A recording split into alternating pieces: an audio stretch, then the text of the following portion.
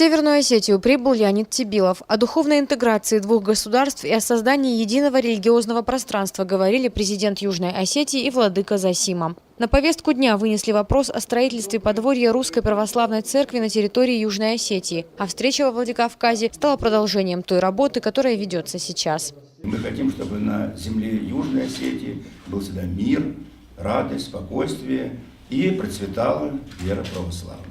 Вот сегодня эти вопросы удачно, благополучно решены, и нам предстоит еще много потрудиться, много сделать, и мы будем с Божьей помощью двигаться вперед.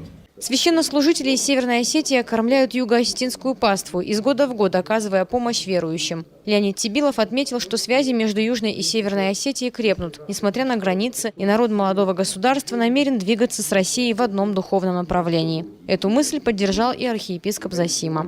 Я думаю, что начало уже положено, и мы в течение ближайшего времени, в течение года 2015 будем работать над тем, чтобы найти определенные схемы для совместной работы в плане того, чтобы с позиции Владикавказской и Аланской епархии окормлять жителей Южной Осетии и таким образом произвести сближение наших народов. Участники встречи договорились о дальнейшем плодотворном сотрудничестве. Залина Губурова, Давид Мамедов, Осетия ТВ.